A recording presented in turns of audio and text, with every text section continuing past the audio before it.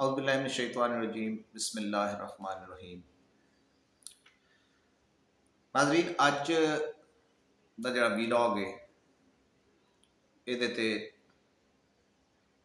तीन चार पॉइंट जिहड़े ने उन्हां ते गल करांगे। नंबर एक, इमरान खान की सुप्रीम कोर्ट दे विच जिहड़ी ऑनलाइन पेशी और उस तो बाद जिहड़ी तस्वीर और वीडियो वायरल हुई है, उन्हें फड़ के ते जनाब अग्गां लातियां ने। सोशल मीडिया ते इन्नी को वायरल हुई है और आवाम ने जिस तरह उस तस्वीर नूं लैके ते रिएक्शन दिता है, खुशियां मनाइयां ने, मिठाइयां वंडियां ने, भंगड़े पाए ने, सदके दिते ने। इस चीज़ ने यकीनन मुखालफिन दियां जिहड़ियां नींदां ने उड़ातियां ने। उस तो बाद गल करांगे जनाब कि उज़मा बुखारी दी एक भैन जनाब कतर दे विच फ्रॉड केस 4 साल की सज़ा उन्हें भुगती। नंबर 3 गल करांगे जनाब कि आज़ाद कश्मीर दे विच कुछ लोगों ने कमिश्नर साहब नूं गड्डी तो उतार लिया। कमिश्नर साहब गड्डी दे विच जनाब अपना एक पालतू कुत्ता जिहड़ा सी वो लैके ते उहनूं सैरो तफरीक करवा रहे सन और लोगों ने कमिश्नर साहब नूं भी उतार लिया और उस कुत्ते नूं भी। और उन्होंने कहा कि ये गड्डी जिहड़ी है साडे खून पसीने की कमाई दी है, साडी है, ये कुत्ते जिहड़े ने उन्हां नूं सैर कराउण वास्ते नहीं। कौम विच अवेयरनैस आ रही है, कौम जुल्म के खिलाफ बोलना सीख गई है और इससे जुर्म की सज़ा इमरान खान जिहड़ा है वो कट रहा है जेल दे विच। और मज़े की गल यह है कि एक इमरान खान नूं चुप कराने के चक्कर विच पूरी कौम के मूँह च जुबान जिहड़ी है वो आ गई। और नंबर 4 असी गल करांगे जनाब कि जिन्ना हस्पताल के एक सीनियर प्रोफैसर ने अपनी तकरीर दे विच इय्याका नअबुदु व इय्याका नस्तईन दे अल्फाज जिहड़े ने वो पढ़े ने और उस बंदे का तबादला कर दिता गया।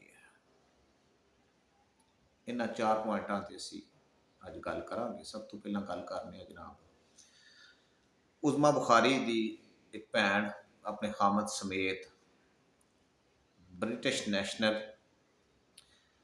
कतर दे विच जनाब एक कंपनी चला रहे सन। उत्थे उन्हें फ्रॉड किया और फ्रॉड के नतीजे दे विच उत्थे 4 साल की सज़ा जिहड़ी है उन्हें हुई। याद रहे कि उज़मा बुखारी वो स्पोक परसन है नून लीग की, जिन्हें कुछ अर्सा पहले नून लीग ज्वाइन करने तो पहला पीपी दे विच होंदी सी ते इन्हें नवाज शरीफ नूं राह दा एजेंट किया सी।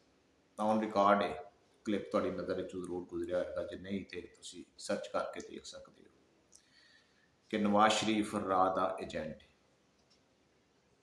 और उज़मा बुखारी वो ही खातून है कि जिदा वालद रेमन डेविस दा वकील सी।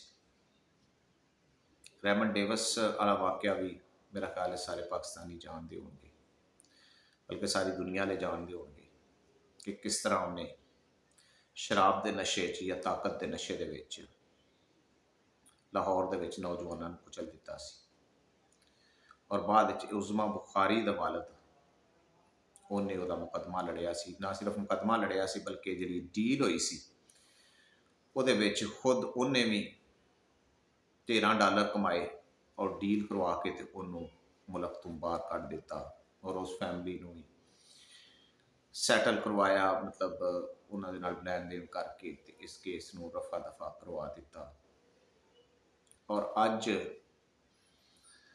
उज़मा बुखारी दीयां तुसीं गल्लां सुनो तो इमरान खान, बुशरा बीबी और दूजे PTI के जिहड़े कारकुन ने उन्होंने बोलदियां थकदी नहीं। याद रहे कि इमरान खान के दौर के इमरान खान दीयां भैणां ते इल्जामात लगे सन ਹਾਲਾਂਕਿ ਉਹਨਾਂ ਕੋਲ ਕੋਈ ਕਿਸੇ ਕਿਸਮ ਦਾ ਸਰਕਾਰੀ ਅਹੁਦਾ ਨਹੀਂ ਸੀ। ਔਰ ਅੱਜ ਜਦੋਂ ਕਿ ਇਮਰਾਨ ਖਾਨ ਦੀ ਹਕੂਮਤ ਨਹੀਂ, ਇਮਰਾਨ ਖਾਨ ਦੀਆਂ ਭੈਣਾਂ ਬਿਲਕੁਲ ਸਾਫ਼ ਨੇ, ਉਹਨਾਂ ਤੇ ਕਿਸੇ ਕਿਸਮ ਦਾ ਕੋਈ ਕਿਸੇ ਕਿਸਮ ਦਾ ਇਲਜ਼ਾਮ ਨਹੀਂ। ਔਰ ਇਹ ਉਜ਼ਮਾ ਬੁਖਾਰੀ ਦੀ ਜਿਹੜੀ ਭੈਣ ਹੈ ਉਹਦੇ ਕਰਤੂਤ ਨੇ। ਨੰਬਰ 2 ਜ਼ਿਕਰ ਕਰਾਂਗੇ ਜਨਾਬ ਅਸੀਂ ਜਿਨਾਹ ਹਸਪਤਾਲ ਦੇ ਇੱਕ ਸੀਨੀਅਰ ਪ੍ਰੋਫੈਸਰ ਸਾਹਿਬ ਨੇ ਆਪਣੀ ਤਕਰੀਰ ਵਿੱਚ ਇਯ्याका नअबुदु व इय्याका नस्तईन किया और ਉਹਨਾਂ ਦਾ ਤਬਾਦਲਾ ਕਰ ਦਿੱਤਾ ਗਿਆ। ਬੰਦਾ ਇਹਨਾਂ ਨੂੰ ਪੁੱਛੇ ਕਿ इय्याका नअबुदु व इय्याका नस्तईन ਜਿਹੜਾ ਹੈ ਉਹ ਇਮਰਾਨ ਖਾਨ ਤੇ ਨਾਜ਼ਲ ਨਹੀਂ ਹੋਇਆ।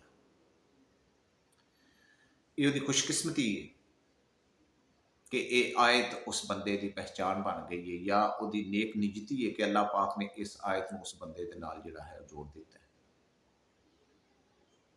इस हद तक गिर गए ने लोग कि कुरानी आयत जिहड़ा बंदा वो पढ़ता है ਉਹਦੇ ਖਿਲਾਫ ਹੋ ਜਾਂਦੇ ਨੇ, ਉਹਨੂੰ ਇਮਰਾਨ ਖਾਨ ਦੇ ਨਾਲ ਮੁਨਸਲਿਕ ਕਰ ਦਿੰਦੇ ਨੇ। ਅਗਰ ਇਸ ਤਰ੍ਹਾਂ ਹੈ ਤਾਂ ਫਿਰ ਹੋ ਸਕੇ ਤੇ ਹਰ ਨਮਾਜ਼ ਦੇ ਵਿੱਚ, ਹਰ ਮਸਜਿਦ ਦੇ ਵਿੱਚ ਜਿਹੜਾ ਇਮਾਮ ਹੈ ਉਹ ਇਯ्याका नअबुदु व इय्याका नस्तईन ਪੜ੍ਹਦਾ ਹੈ। ਸਾਰਿਆਂ ਨੂੰ ਪੜ੍ਹੋ ਤੇ ਅੰਦਰ ਡੱਕ ਦਿਓ। ਜਿਹੜਾ ਮੁਸਲਮਾਨ ਅੱਲਾ ਦੇ ਹਜ਼ੂਰ ਨਮਾਜ਼ ਲਈ ਖੜਾ ਹੁੰਦਾ ਹੈ ਉਹ इय्याका नअबुदु व इय्याका नस्तईन ਪੜ੍ਹਦਾ ਹੈ।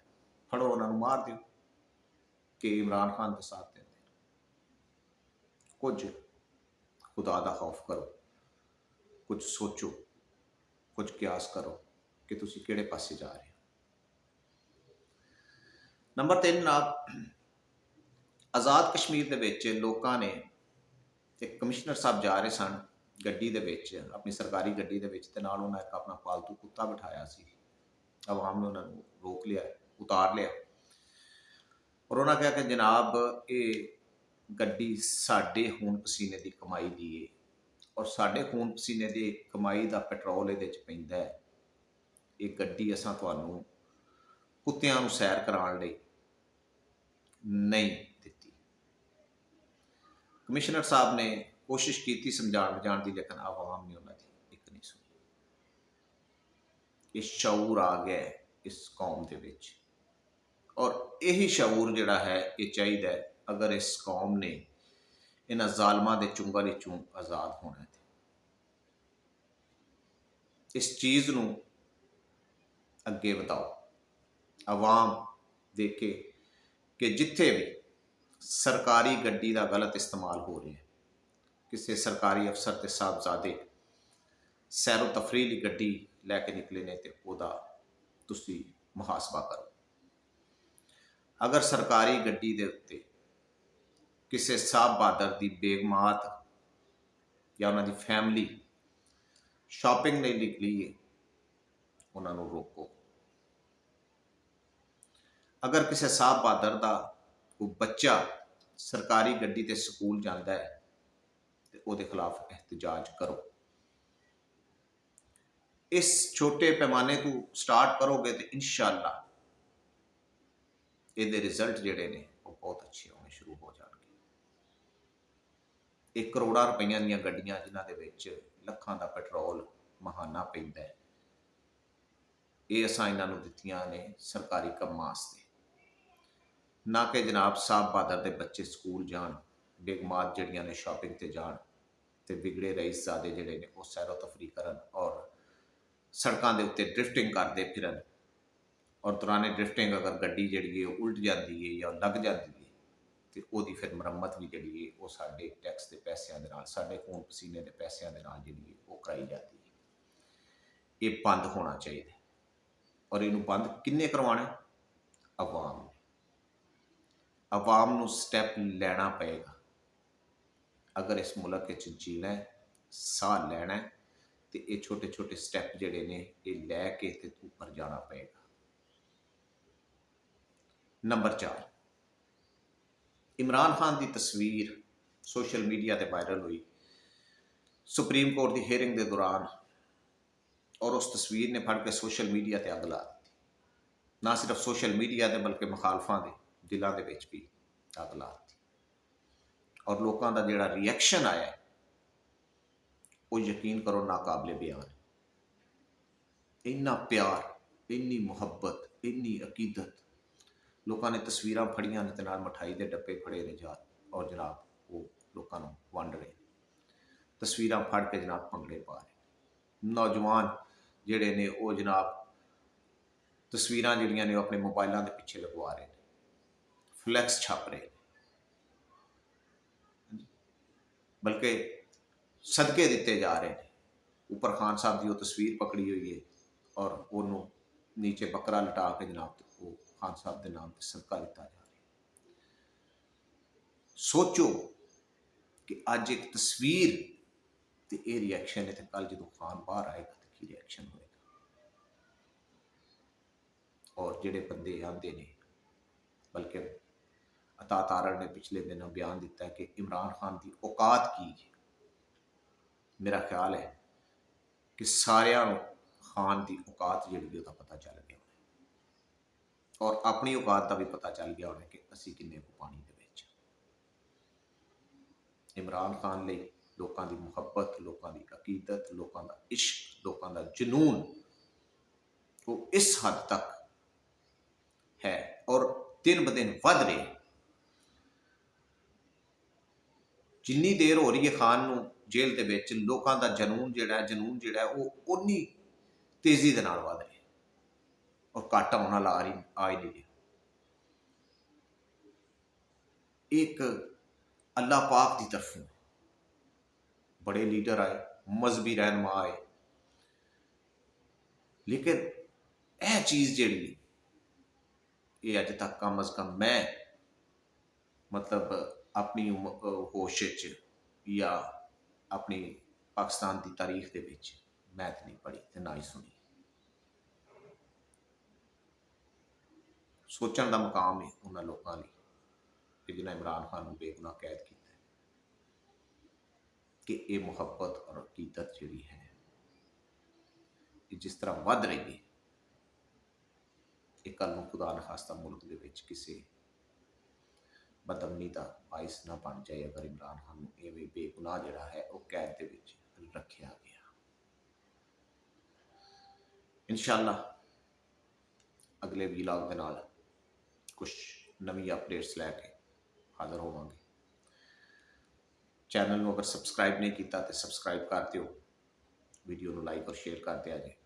अपना बहुत ख्याल रखिया जी। अल्लाह ताला मेरा तुहाडा और मेरे प्यारे वतन का हामी और नासर होवे।